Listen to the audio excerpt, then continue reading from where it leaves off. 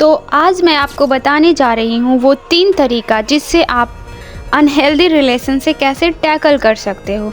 जब कभी आप कंप्लीटली अवॉइडेड या नेग्लिजिबल माने जाते हो किसी भी बॉन्ड ऑफ रिलेशनशिप में, या तो आप वाइफ हो, daughter in law, mother, son, father, irrespective of gender, specially जब आप उस घर के मेंबर होते हो, उसके बाद भी आपको ये फील होता है जैसे कि ना तो वो घर आपका है ना ही तो उस घर के लोग, जबकि ये सब आपके चारों तरफ हो रहा होता है और आपके साथ हो रहा होता है। ऐसा होता देख आप खुद को मायूस, अकेले और गंभीर अवस्था में पाते हो, जैसे कि आपका कोई नहीं है।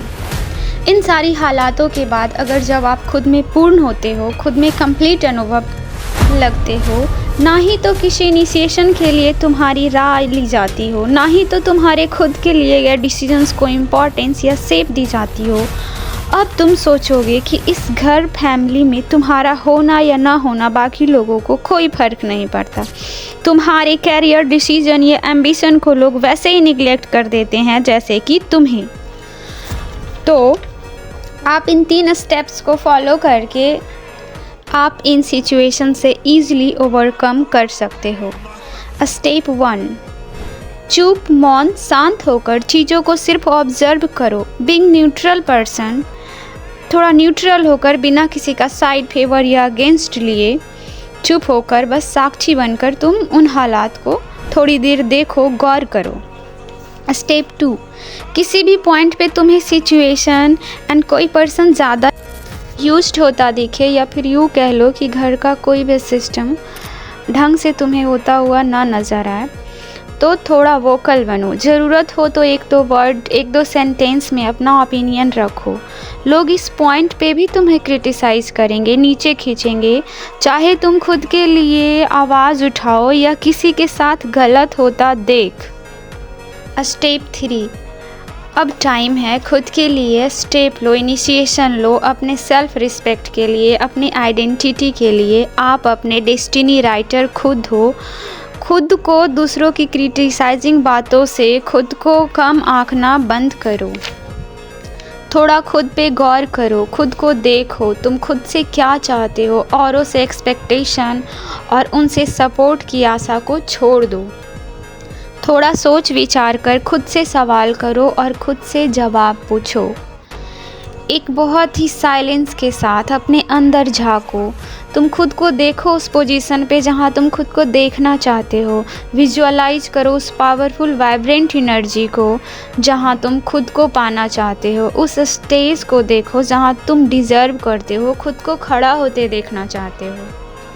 खुद के लिए खुद से स्टैंड लेना सीखो। चुप हो जाओ अब, लोगों को समझाकर, उन्हें अपना गोल सुनाकर और मजाक का पात्र मत बनो। जो कर सकते हो, जहाँ से कर सकते हो, you have to start and अपनी पहचान, अपना ओहदा पाकर कभी किसी पॉइंट पे कभी किसी गरीब या लाचार का मजाक मत बनाना। अपना काम करते जाओ और अपना पूरा इंटेंशन, हार्ड वर्क एंड साहस के साथ सर उठाकर जीते रहो।